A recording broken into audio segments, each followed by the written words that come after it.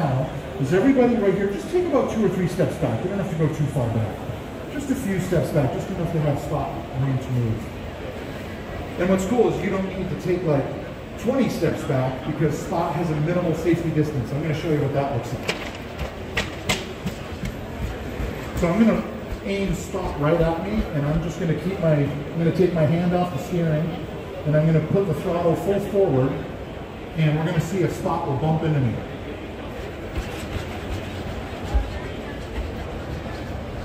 Nope, Spot goes right around me, just like you would if you were passing a person. Let's try that again.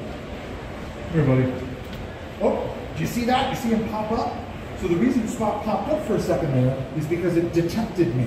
And it said, whoa, whoa, whoa. I just tried to go around you a second ago and you're still there.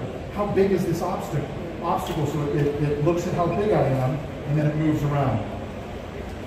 So I told you folks on this side, there's a little QR code here. If you look up at the status board, you're going to see what that looks like.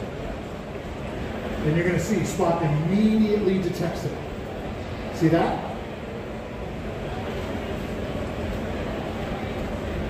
That is the fiducial. And Spot instantly recognizes that. That is a start-stop point. You can use many of them to have different places for Spot to start and stop, but it really just needs one to do a full loop of whatever you choose to record. I'm going to show you what that means. So let's say I wanted to change that battery. Right? So if I want to change Spot's battery right now, we can look up, we can see it says it has 57 minutes remaining. I've got 61% charge. I'm operating at 37 degrees. I'm going to go ahead and roll Spot over.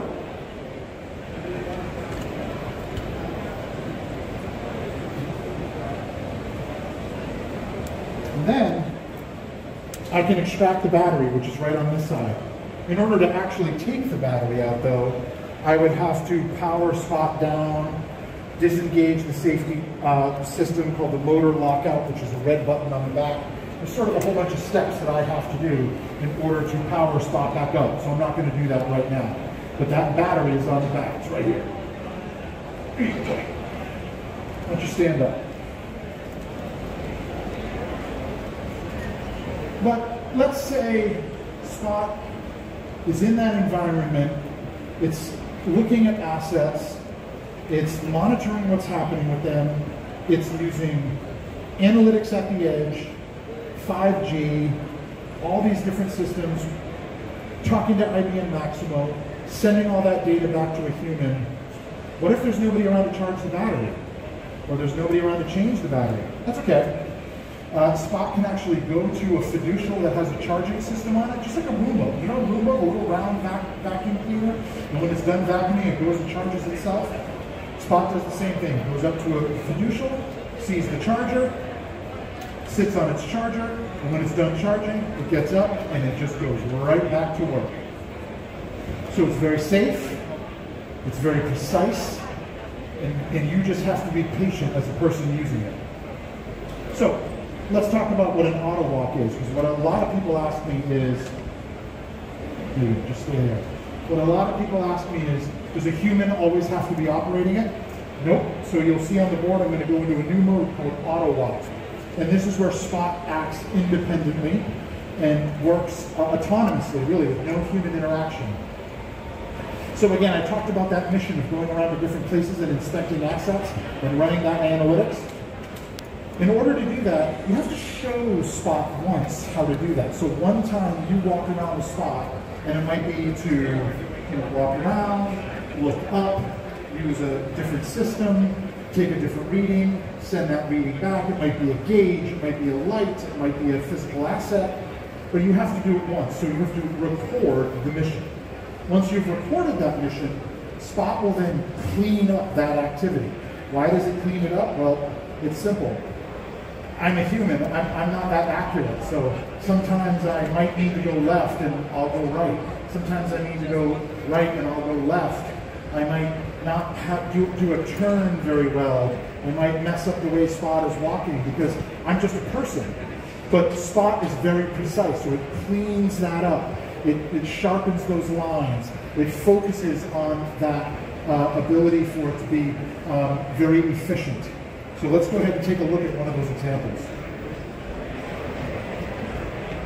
But you go ahead and move right around, by the way, and get right in it. So we go back from drive into auto walk. You see it up there. We have the two choices, record and playback. Let's imagine we've already recorded one. We go into playback mode. You can see that I've recorded 2 missions here. MWC 1, which is a full walk around the booth, and it comes up, it goes around here, Spot goes up and down the ramp, plays in the rocks for a little while, and goes in around. You can see its map off to the side. Mobile World Congress 2, or MWC 2, is a much simpler, just a series of walks around the booth. And the path is the big green lines. But you see that there's lots of little lines. The little lines are shortcuts. So the little lines are where Spot has figured out that it can take many different paths to accomplish the same goal.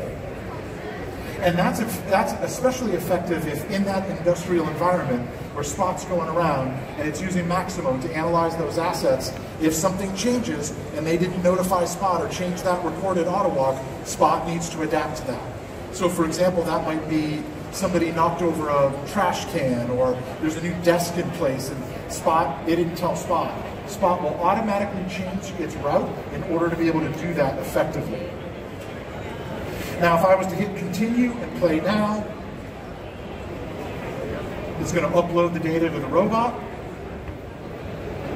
Patience, right? Now, I'm not going to do this now, but if I were to hit initialize, Spot would start walking all around the booth under its own power and its own commands without any, I wouldn't have my hands on this at all.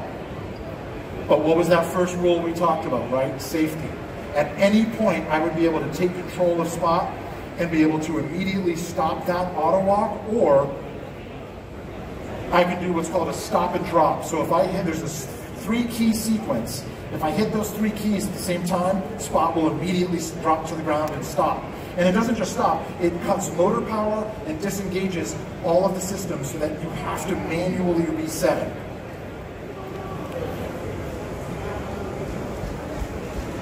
So we've talked about Spot's ability to function, its safety, its precision, the requirement for patience, how the auto walk system works, the different PTZ cameras and the radio system, and we've got a really good sense of how this works.